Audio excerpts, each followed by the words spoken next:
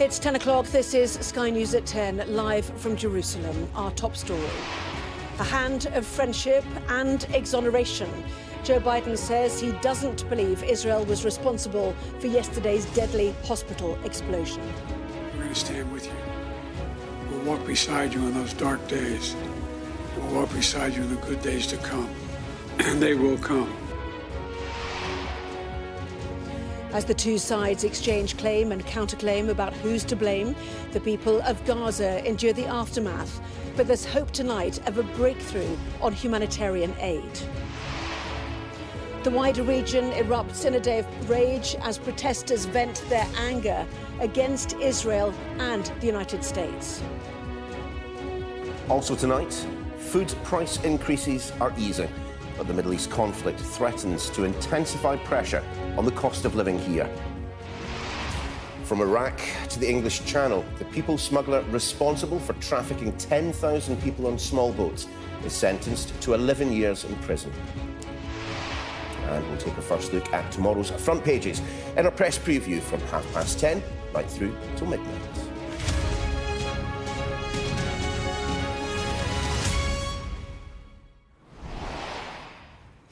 Hello, good evening. The arrival of President Biden here in Israel held the promise that a high-level intervention from the world's most powerful leader might help to de-escalate a conflict that has already cost thousands of lives. Instead, the war reached new levels of horror and outrage last night after an explosion at a hospital in Gaza, prompting a diplomatic breakdown and a bitter exchange of claim and counterclaim about who was responsible. In a meeting with Israel's Prime Minister this morning, Mr. Biden picked his side, saying that it looked like the other team was to blame. But an outpouring of anti-US protests across the region show that the risk of wider instability is only growing. In a moment, we'll hear about a ray of hope tonight on the delivery of humanitarian aid to Gaza. But first, here's our Middle East correspondent, Alistair Bunkle. President Biden arrived in Israel with the war at a dangerous inflection point. As he was taking off from Washington on Tuesday night, news was breaking of hundreds killed when a missile hit a hospital in Gaza City. The Israelis said it was a rocket that was fired by Palestinian Islamic Jihad and malfunctioned. The US agreed. Biden was met off Air Force One by the Israeli Prime Minister Benjamin Netanyahu. The two have had their differences recently, but America's support for Israel following the Hamas attacks has been unwavering. Behind closed doors at the Ministry of Defense in Tel Aviv, the two leaders met along with Israel's war cabinet. Biden was briefed on Israel's actions so far and how they hope to achieve their objective, wiping out Hamas. This will be a different kind of war because Hamas is a different kind of enemy. While Israel seeks to minimize civilian casualties, Hamas seeks to maximize civilian casualties. But united in purpose and with a deep sense of justice and the unbreakable spirit of our soldiers and our people, Israel will prevail. After the politics, Biden met with victims of the attacks, family members of some of those taken hostage, and some of the people who were first on the scene that Saturday morning 12 days ago. I treated wounded people, soldiers, civilians, but mostly the children, as I am a pediatrician. So babies burned in their mother's arms, some with stories that I don't think they'll ever recover from. Addressing the media before taking off back to Washington, Biden had a message for Israel. The terrorists will not win. Freedom will win. We're going to stand with you. We'll walk beside you in those dark days. We'll walk beside you in the good days to come. And they will come. He repeated his warning to Iran and then delivered some hope. Today I asked the Israeli cabinet, who I met with for some time this morning, to agree to the delivery of life-saving humanitarian assistance to civilians in Gaza, based on the understanding that there will be inspections and that the aid should go to civilians, not to Hamas. Israel agreed the humanitarian assistance can begin to move from Egypt to Gaza. Whilst Biden was speaking in Tel Aviv, Israel's bombardment of the Gaza Strip continued, out of sight and earshot, but barely 40 miles away. This was a message of solidarity to Israel and the Israeli people. It was a message of condolence and support to the victims and their families. It was a message of caution to Israel's military and political leaders in the battle ahead. President Biden left Israel after just 7 hours on the ground. It was a short visit after a long flight, but if his trip here has prevented this war from spreading and made progress on other fronts, then it will have been worth it. If not, then the world might be left wondering that if the US president can't, then who can? Alistair Bunkle, Sky News in Tel Aviv. Well, our international affairs editor, Dominic Waghorn, joins us now from the Jordanian capital, Amman. And Dominic, the president came, he saw. What did he achieve? Well, he's flying home tonight on Air Force One and leaves behind him a region that is rocked in open, widespread and escalating unrest and a protest at what Israel is doing in Gaza, protest at Israel's certainly blamed for the attack on that hospital, even if it vigorously denies being involved. But also protests at the president actually being here at all. Most of the protesters that we spoke to on the streets of Amman this afternoon said they're very angry by the American president, that he's left them outraged. They see him as being one-sided, only supporting and really caring for the Israelis. To give you a sense of where we are tonight in Amman, the Jordanian capital, you can see below me a huge amount of security forces buses. They have bussed in a lot of police here to try and control the situation after protesters almost got into the Israeli embassy last night. We have a fire engine, we have ambulances, and behind us here we have the remains of a charge by the police. They've managed to clear the streets for now of protesters, but it's a game of cat and mouse, and the kind people who've lent us this balcony tonight say they expect that to go on. It's kind of whack-a-mole for the security forces here, dealing with one pocket of unrest for it to pop up elsewhere. And the risk for the Jordanians is that the protesters again get to the Israeli embassy. For the American president, he has achieved the aim of showing solidarity with the Israelis. I think it's an open question, the jury's still out, as to whether he has avoided inflaming passions further. Certainly not from what we've seen here in Jordan and possibly on the West Bank, reporters there and in Beirut as well. But his other big challenge, seeing off the threat of a Hezbollah-style escalation or other enemies being drawn into this conflict, attempted by what they're seeing on the streets here. Well, the jury's out on that as well. He has left claiming that he's done something for the humanitarian situation in Gaza. And this is him talking about how he's persuaded, or his role in getting the Egyptian president to allow more aid into Gaza from the Egyptian side. This is how he talked about that on Air Force One as he flies home tonight. So I've been on the phone for the last, I don't know, we've been on the ground a while. That's why we haven't taken off. About an hour. With El-Sisi. I don't think I was on that long. It was about probably half an hour. And both my team here was with me. And he agreed that what he would do is open the gate on to do two things. One, let up to 20 trucks through to begin with. Satterfield, my ambassador, is down there in Cairo now. He's going to coordinate this. He has my authority to do what is needed to get it done. They're going to patch the roads. They have to fill in potholes to get these trucks through. And that's going to occur. They expect it'll take about 8 hours tomorrow. So there may be nothing rolling through until, what's today? I'm losing track of days. Thursday? Wednesday? Probably until Friday. And that's the Rafah crossing you're talking about? Yes. Oh. So that's President Biden flying home after this risky mission he's made to this region. Wasn't able to come to Amman at all because of the unrest here and the outrage about the attack on the hospital, as I say, blamed by many people still on the Israelis. The summit he was going to have with Jordan's King Abdullah, with the Palestinian President Mahmoud Abbas and the Egyptian leader Abdel Fattah El-Sisi, that was cancelled. And I think the ultimate test to decide whether it was a successful trip or not will remain to be seen in terms of whether Hezbollah is deterred from attacking Israel, getting drawn into this conflict, whether it's encouraged by what it's been seeing in terms of inflamed passions on the Arab streets. I think also in terms of whether he has made matters worse just in terms of stirring up those passions. I think the key test for that will be on Friday, after Friday prayers. The Jordanians have been urged to march on the border, that fence with Israel. Israel. They have been told 1 million Jordanians could do so. That will be a huge test for the Jordanian security forces, as will the state of play, I think, on the streets of Amman, which tonight, as I say, remains pretty uneasy. Dominic Waghorn live for us there in Amman. Thank you.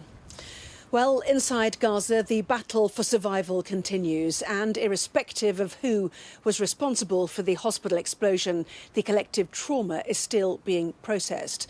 Diana Magnay has our next report, which does contain images that some viewers may find distressing. The clear-up has been fast. The bodies, the body parts, moved from where so many injured and displaced had gathered at the Ali Arab Hospital in Gaza City, and where hundreds had met their deaths, the final toll still not clear. Here it is now a question of picking through scattered possessions, collecting tiny shoes, the debris of shattered lives. This man lost his brother and his cousin in the blast. His uncle now is in intensive care. This is where he was sitting when it happened. People were flying, whole bodies, body parts. There was a guy on fire just here. I was not as upset for my family as I was for that man who was burning in front of me. People were trying to put the flames out. Where are the freedom-loving people? Where are they? This was meant to be protected ground, a hospital, a safe haven. These images now of the hospital car park, one piece of evidence in competing claims over who was responsible. Israel, as Hamas says, or militants from Islamic Jihad based in Gaza, as Israel says. And on the ground, the despair of a people who feel that no one is on their side. I say to all the Arab officials who did not stand with the people of Gaza who are under siege for many years, they did not do anything for us. They are looking at us like insects. We became like beggars. We're going from house to house. Why are you not standing with the people of Gaza? Israel's airstrikes have continued all along the Strip. Here at the Bureij refugee camp, with, for Israel, some success, Hamas confirming that one of their top military commanders, Ayman Nofal, who was responsible for coordinating activity with Gaza's other militant groups, was killed in this hit. Other strikes with apparently less strategic gain. This bakery nearby also targeted and 4 of its workers killed. And the food that is so hard to come by in Gaza now, literally burning. In the south of the Strip, the Rafah crossing stays closed, despite the US president's declaration that humanitarian supplies would start coming through. Another day of waiting, too, for those desperate to leave. Unfortunately, all Gaza is under attack. All Gaza is a place or a ground for complete bombing. So I ask the people out there, the people who have a heart, who do care, to find us a safe haven, or at least get us out of Gaza. At least there are some still smiling. This little boy and his sister, crouched in the rubble in the southern city of Khan Yunis, delighted and a little shy at the attention of our team. A touch of innocence amongst all this misery. But mostly it is just misery. An accumulation of bloodied body bags and the wrenching pain of those not quite ready to say goodbye. Diana Magnay, Sky News. Well, anger has been spreading across the Middle East over last night's Gaza hospital explosion. Protests erupting after a call from the Iran-backed Hezbollah movement for a day of rage. Well, in Lebanon, violence erupted outside the US Embassy and at the French Embassy in Beirut.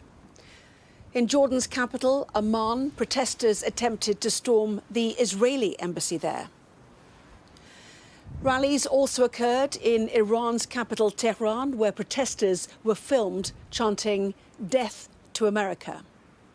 In multiple cities across Egypt, including in the capital, Cairo, and in the Tunisian capital of Tunis, while multiple protests broke out in the West Bank, the largest in Ramallah, with clashes between protesters and security forces, also occurring in Nablus, Tubas and Jenin. Our chief correspondent, Stuart Ramsey, sent us this report from Ramallah. Live fire Ambulances, smoke and stone-throwing youngsters. The West Bank is seething after the Gaza hospital disaster. There's 3 days of mourning and a general strike here after a terrible week and a half in this troubled region.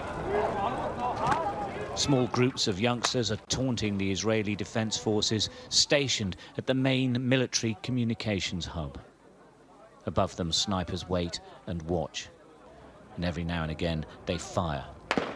Bullets, not tear gas. Ambulance teams rush forward to pick up the latest to be shot. They're treated as quickly as possible at the scene before speeding off.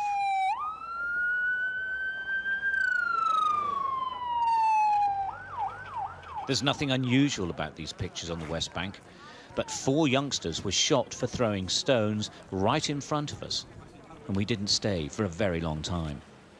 It says so much about life here and how violence dominates everything. Over 60 people have been killed in clashes in the last week or so on the West Bank. It's not much reported, but it is a fact, and that's something that really explains how this has changed. 60 is hardly mentioned. That's because so many are dying in Gaza and, of course, in that attack by Hamas. The centre of Ramallah was brought to a standstill by relatively modest crowds demonstrating against events in Gaza. The West Bank has been quite quiet since the Hamas attack in southern Israel, and Hamas wanted people on the streets. The crowd paused for prayers for the people of Gaza, led by Hassan Youssef. He's a senior Hamas leader. Be under no doubt Israel wants him. His presence will be noted.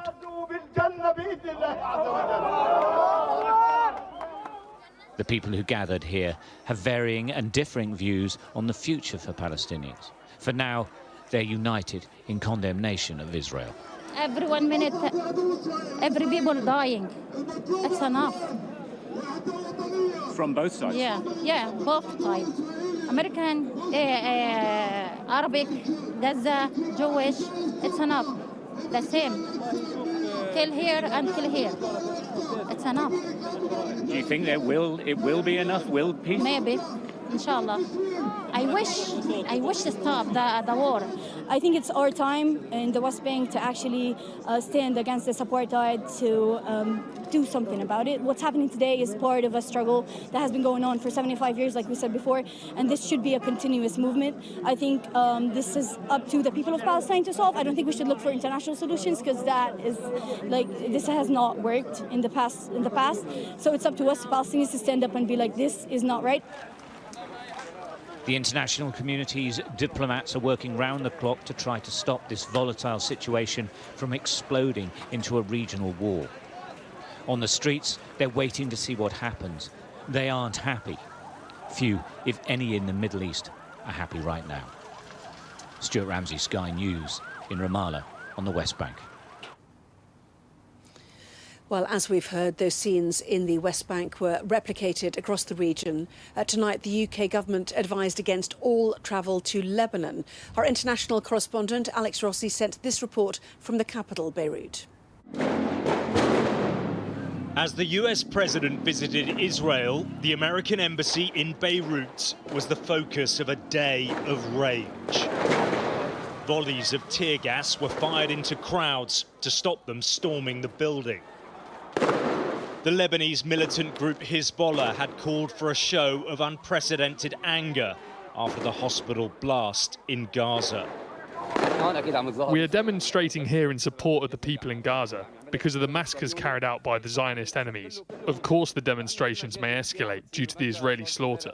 The Palestinian cause is a righteous cause, which everyone must embrace. We should stand against ethnic cleansing and racism. On the streets across the Arab and Islamic world, there's disbelief at Israel's explanation. No one here accepts the carnage at the hospital was anything other than an IDF airstrike. There is widespread anger across the region. Protesters have gathered outside the US embassy. They're throwing stones. They're trying to break through the gates.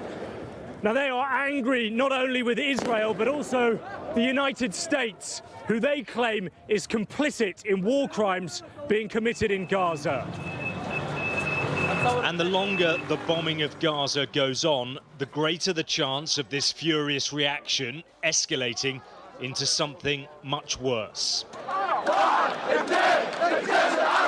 In the Jordanian capital, Amman, people turned out in their thousands to support the Palestinian cause and vent their anger at Israel and America.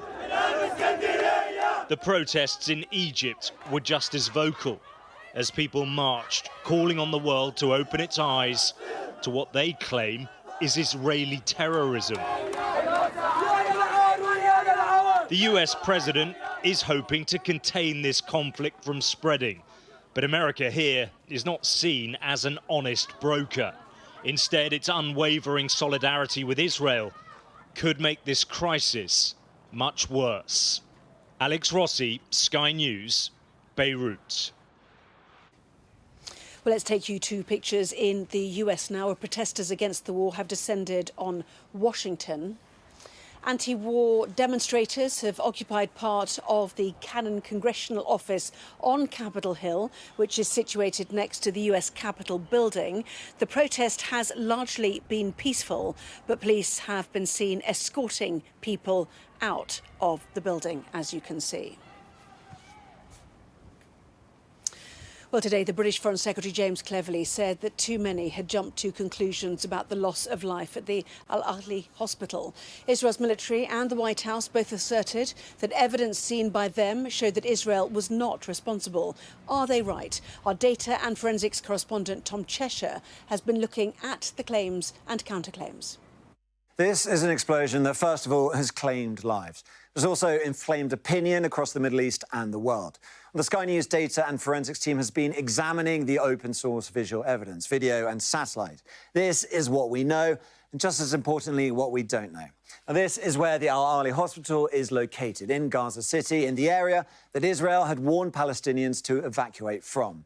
And nearby is where we believe one of the first videos was taken. It appears to show the moment of impact. The plume of smoke you see from the explosion in this video is consistent with other videos that have been published.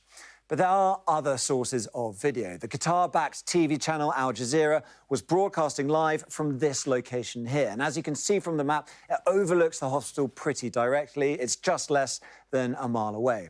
Now, in their footage, we see what looks like a missile rising into the sky, then malfunctioning. You're about to see an explosion here. Now, this is taking place at around 7 p.m. That is important. And shortly after that, we see this explosion on the ground. Now, we're confident that this shows the actual missile strike. These distinctive buildings you can see in that video, take note of them, because they appear to match up to these ones on the Google Earth imagery covered in solar panels at the front of the hospital. So we're confident where it is. But there is more video. This is filmed from inside Israel, first published by an Israeli television channel. It's a lot further away. Their point over here is around 12 miles from the hospital, but it does correspond. Note the timestamp. Again, it's around 7 p.m, corresponds with that Al Jazeera video when the timings for night fell and the reports of an explosion at the hospital came through. And projectiles are seen being fired into the sky to the west of the hospital in the moments before the explosion on the ground. And there's another video that's filmed from the north. We've put this in yellow, so you can see that barrage. That's the same place. And then in the red over here, we're going to see the same explosion. We've put those together for comparison.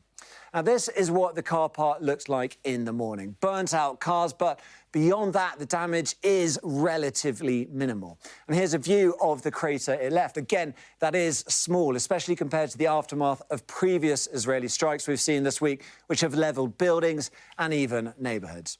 Now, none of that is definitive evidence. It doesn't rule out an Israeli airstrike at the same time as the apparent rocket failure, perhaps with a smaller missile, nor does it say it came from Hamas or Islamic Jihad. But it is the best picture we have so far. Tom Cheshire there. Well, we have seen Joe Biden here today. Yesterday, Sky News reported that the Prime Minister was also going to be making a visit. Our political editor, Beth Rugby, joins me now from Downing Street. So what is the latest then, Beth? Yes, Anna, so we can confirm that the Prime Minister will be travelling to Israel. He's expected to arrive early tomorrow morning for a 2-day visit. He will also visit other areas in the region, although Downing Street hasn't disclosed his travel itinerary. And he goes into this saying tonight that every civilian death is a tragedy. Too many lives have been lost following Hamas's horrific act of terror. The Prime Minister goes on to say the attack on the hospital should be a watershed moment for leaders in the region and across the world to come together to avoid further dangerous escalation of conflict. I will ensure the UK is at the forefront of this effort. So 4 aims for the Prime Minister: solidarity with Israel, pressing for more humanitarian aid. You saw that President Biden made some progress there tonight. The prevention of an escalation of this Hamas-Israel war into a wider regional conflict, and of course a Prime Minister that will want to show support for British nationals caught up in this, either being trapped in Gaza or indeed those missing Britons. So he wants to go, I'm told, to urge cool heads and calmness and try and use some of Britain's diplomatic relations in the region to try and achieve some of those goals. But look, this is high stakes. We've seen the risk. President Biden flying over last night, his trip overshadowed by that bombing near the hospital, Arab leaders then not meeting him. So the Prime Minister is downplaying expectations, I think. There's no sense that there will be an announcement, no, to quote one figure close to him, rabbits out of the hat. But he goes there knowing that while he has aims, he'll want to come out of this 2-day visit with some progress at least. It's high stakes, a lot at stake, and a Prime Minister that wants to prove that he can actually make a difference on the world stage. Beth Rugby, live for us there in Downing Street. Thank you very much indeed. So the Prime Minister making his way here. We also know that the Foreign Secretary James Cleverly is heading for Egypt, Turkey and Qatar over the coming days. Plenty of coverage, of course, of those visits, and continuing coverage too from here in Jerusalem. Right now, let's head back to Neil in London. Anna, thanks very much indeed. And we stay with the conflict in the Middle East. King Charles delivering a speech this evening at Mansion House, which, despite not mentioning Israel or Palestine by name, was clear in setting out his concern at the turbulent international picture. One of my first acts as sovereign a little over a year ago was to open the doors of Buckingham Palace to the leaders of the major faiths represented across these islands, to welcome them with respect and indeed love, and to rededicate my life to protecting the space for faith itself within our shores. Such understanding, both at home and overseas, is never more vital than at times of international turmoil and heartbreaking loss of life. Well, our royal correspondent, Laura Bundock, is here. Evening, Laura. Look, I suspect a speech such as this has been through a few rewrites, so read the runes for me. What exactly was King Charles saying? It's interesting because this was a very state-of-the-nation style speech, a king's assessment of his kingdom, and a lot of it was very focused on domestic issues. But he did talk about cooperation, tolerance, respect, and there was this subtle, but I think pretty striking reference to the Middle East. Of course, the language is oblique, but I think the message quite clear. The king calling for a vital understanding, as he said, of religious faiths at a time of international turmoil and heartbreaking loss of life. This is the first time we've heard him say anything about the current war. And although you might think, well, that was fairly restrained rhetoric, it is unusual, I think, to have a British monarch speaking about not just a conflict, but one that is ongoing and one that is at such a critical stage as well. Now, of course, this speech follows that very strongly worded statement we had from the King's spokesperson last week, where he said the King had been appalled by and condemned the barbaric acts of terrorism in Israel. But as King, he's got this tricky position because he can't get involved with politics, although he clearly, he does, but as head of state now, he can convene. So we've seen him meeting the chief rabbi, he's spoken to the King of Jordan, he's spoken over the phone to the Israeli president as well. These words really carefully chosen, but without a doubt, written and probably rewritten several times for maximum impact. Laura, many thanks indeed.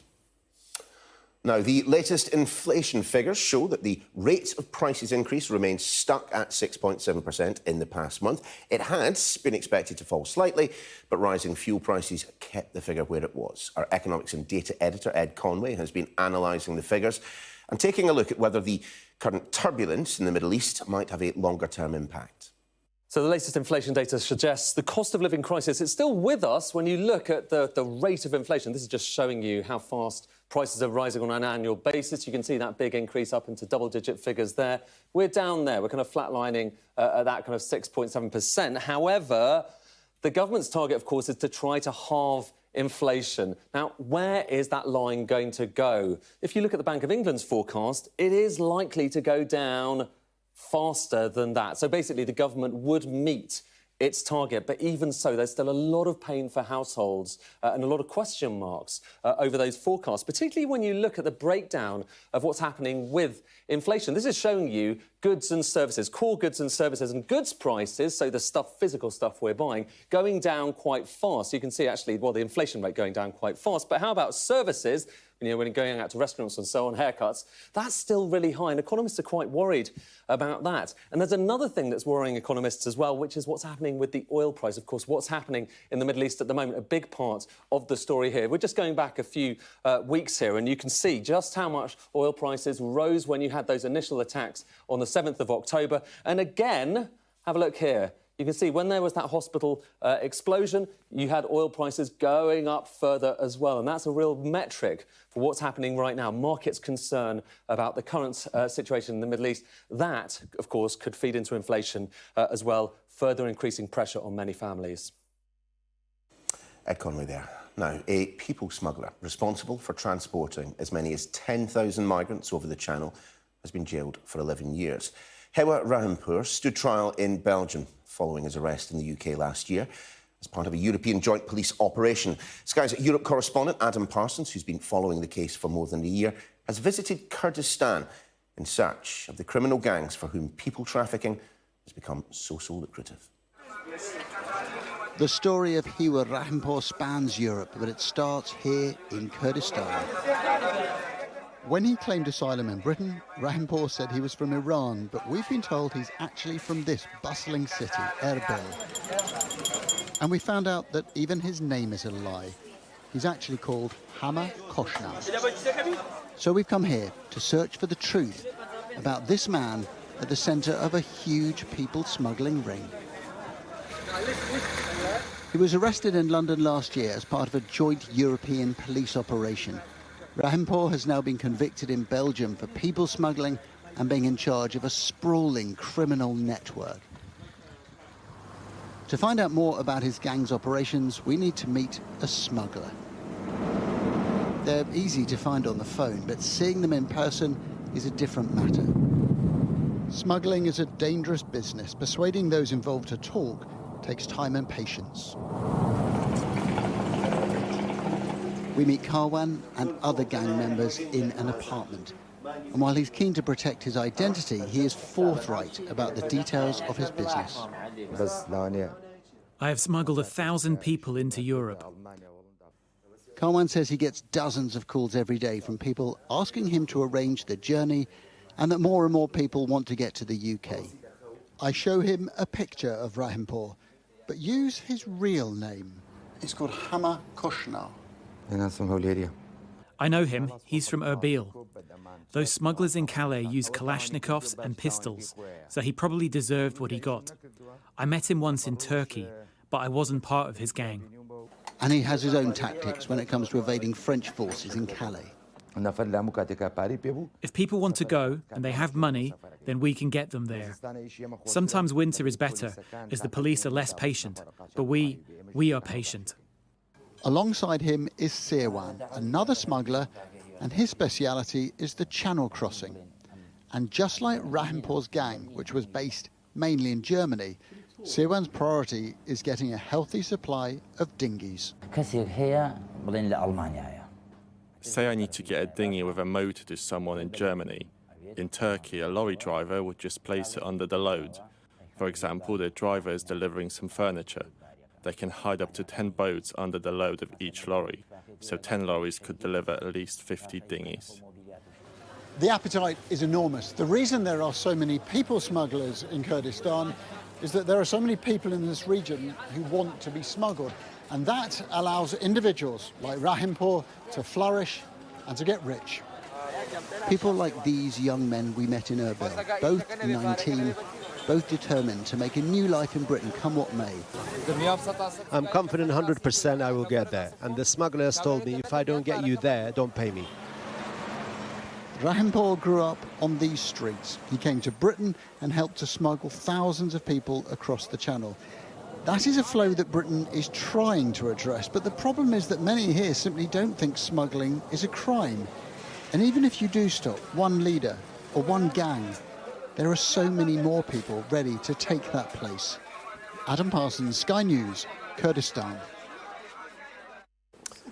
And that was Sky News at 10. Coming up, we'll be taking a first look at tomorrow's papers in the press preview. Joining us tonight, the Daily Mirror's Associate Editor Kevin Maguire and the Daily Mail columnist Amanda Platel. Among the stories we will be discussing, this story on the front of the Financial Times. Their headline: Biden backs Israel over the hospital blast, but seeks to broker a Gaza aid package. All that and more after this.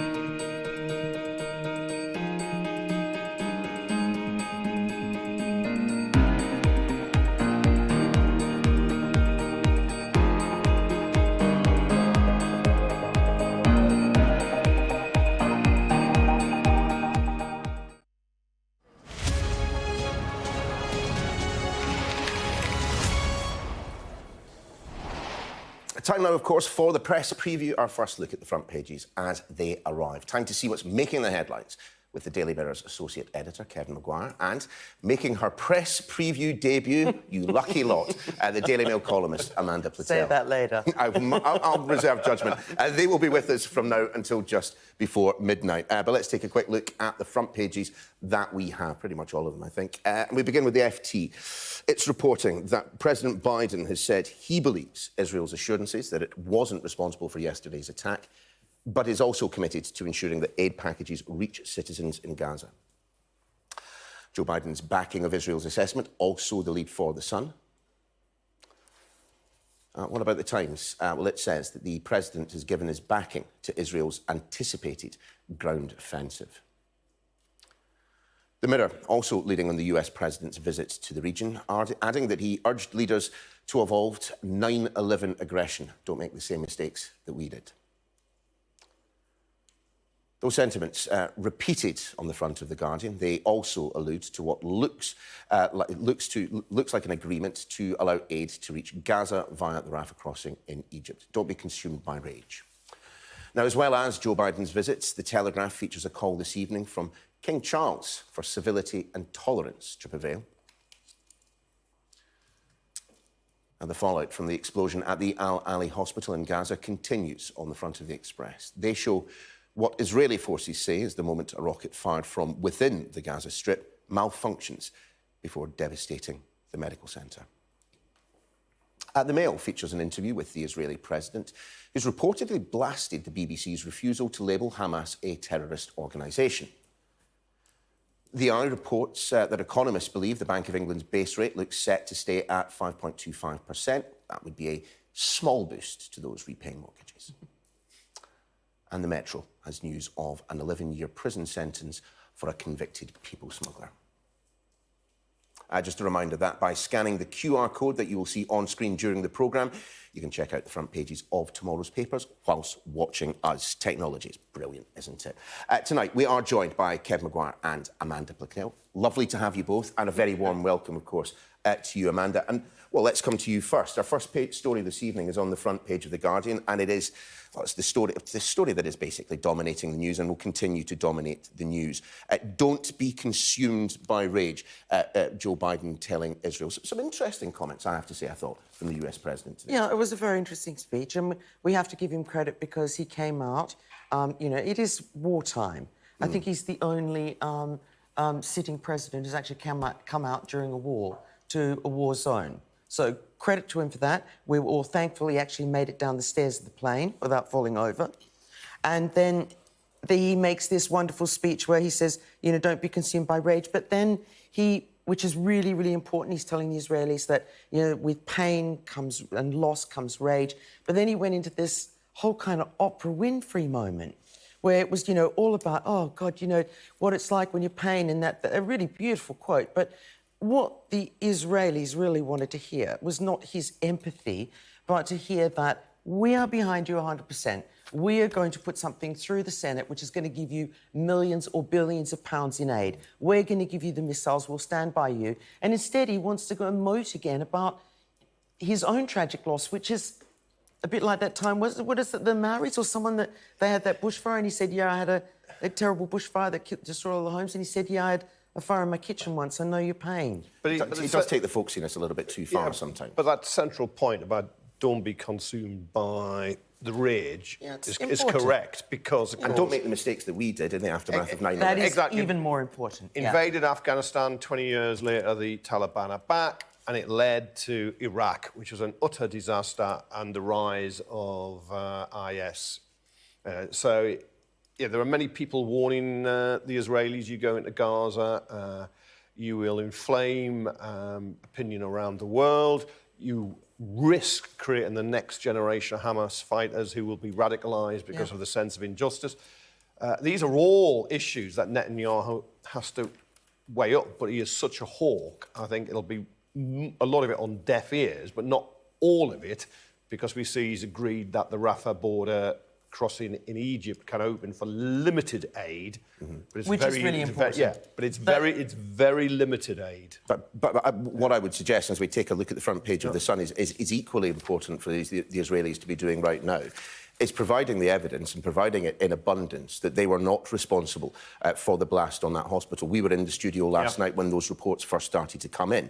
And, you know, frankly, off air, we're all scratching our heads. I mean, if this was Israel, what on earth have they done this for?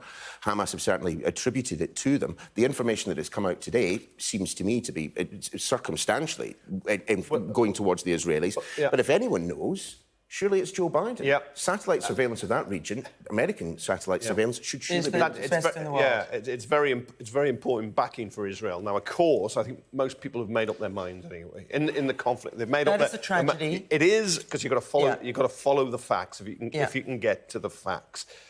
So his backing right now, he's supporting Israel, the US arms, Israel.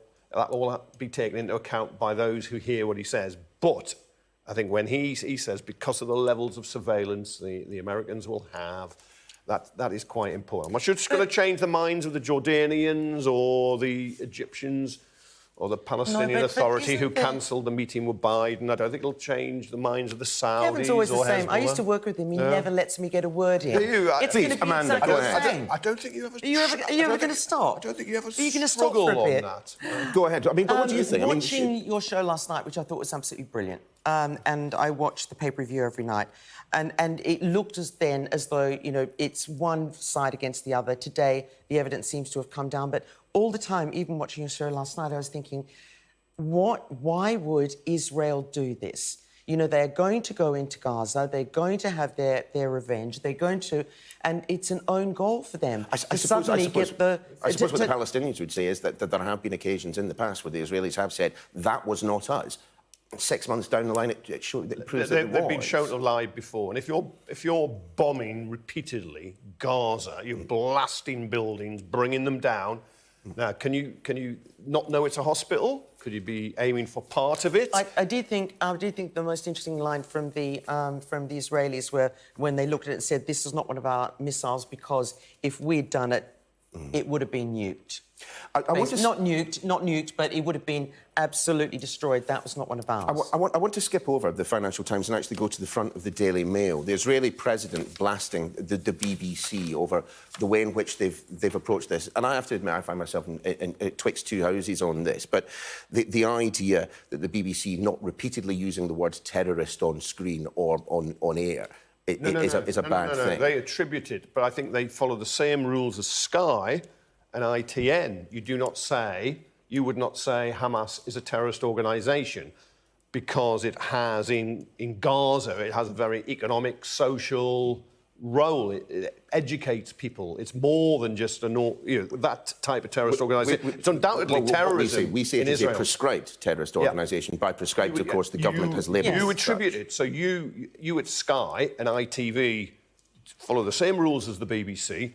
Now, you might say the rules are wrong, but I can't see how the BBC can change now when you have the president of one party in this conflict, because you will lose the trust of all the other parties. Okay, I would speak to a different point on that. I know, as I work on the Mail, I've worked there for a very long time, that there is a real sense among the readers now, whether it's online or in the newspaper, that the BBC, Sky not, but the BBC is a left-wing blob. And I'm sorry, but look, I'm only telling you what, 5 million people who buy the paper say. That'll be the Director General, the former Tory councillor, Lee Chair, who was a Tory donor. I mean, I've lost count of the number of people who've left the political team to go and work in Downing Street. You're a journalist like me. You only keep your job because we're on the coalface and we know what the readers think and what their narrative to us is, and that's what millions of people in this country think. Maybe real readers, but not the population. The best thing about my job is no one ever tells me via social media what they think about me. Maybe not. Kevin, Amanda, let us pause there. We will be doing much more after the break, including this particular story, a key inflation figure that's going to be used to make key decisions in the next year has been announced. We'll be discussing what it could mean for you after this.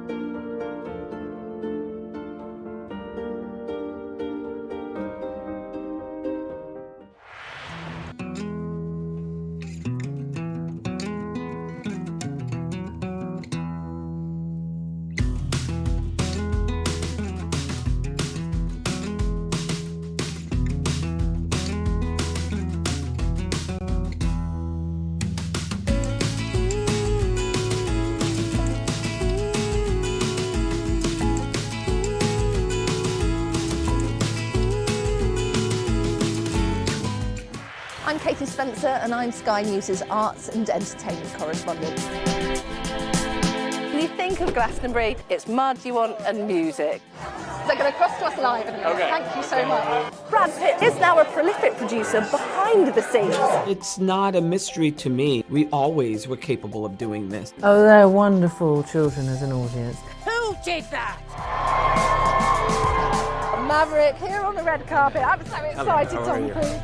This is the story of the night. It's the little independent film that could. We take you to the heart of the stories that shape our world. Nor have I ever struck any woman in my life. There's this illusion of power. Are you feeling well? I remember covering the Oscars and that now infamous moment, the Will Smith slap. Nobody could quite believe that it happened. You can tell from these crowds just how excited people are for the return of Pride. These actors playing the lead roles were born long after the Sex Pistols broke up. Are you pleased that you did say yes to the job? I've never regretted it. As a team, we've interviewed some of the biggest stars in the world. It can be incredibly surreal being swept up in their world, but we try to give you an honest sense of how these people really are. Okay, I'll talk to you. Don't leave me. Yeah, okay. There's no easy goodies. There's no easy baddies. I've had a great time here. Thank you. Thank you. Bye.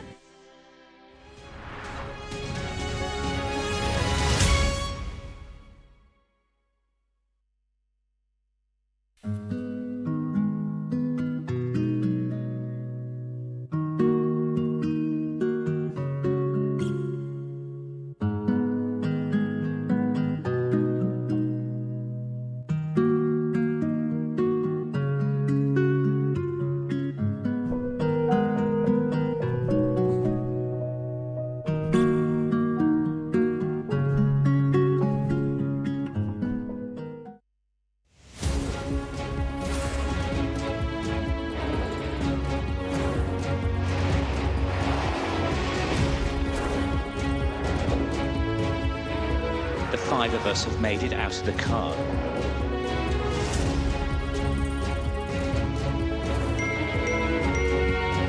Welcome to Backstage, the film and TV podcast.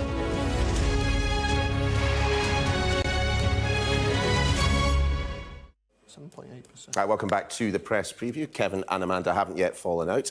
So we're going to have a look at the front of the eye. And You will never fall out. we're looking for crumbs of comfort in any news story at the moment. And this, to me, appears like it might be one. That the mortgage rate might... the interest rate might not be heading up. According to one expert, we're at the top of Table Mountain. Cause for celebration, Amanda. I think that... I think most people who are worried about their mortgages and seeing them going up and having to sell their homes, they fell off the other side of that mountain a long time ago. This is, I mean, of course we love some good news, we rejoice in that, but, you know, this is the pain people have been feeling with their mortgages. It's just, I don't know, I don't think many people are going to be going cock-a-hoop over that. No, but 40 seconds, we've got inflation as well, remember? No, I haven't got one at the moment. I'm looking to buy, but... It went up 14 times, 5.25%. Didn't rise last month, might not rise this month, but inflation at 6.5% didn't fall. It was expected to drop a bit, but it didn't. And yet, it seems the Treasury is still hoping it'll drop to 5% by the end of the year. That will still mean prices are going up by 2.5 times the government's target. Yeah, but the thing is, the Tories are just so desperate to have any good news. You know, this is, they've got... You know, the by-elections, they're 20 points behind in the polls. They're just any skerrick of think that something isn't going backwards. They're going to be very happy about. Yeah, I suppose it's not getting... You wouldn't be, would you? It's not getting even worse. So and that is the thing. And still, look, if we can get inflation below 5% and keep shoving it down, yeah, people will be pleased. Kevin, Amanda, we will have much more from you later. For now, though, thank you very much indeed. Time for us to have a very quick look at the weather.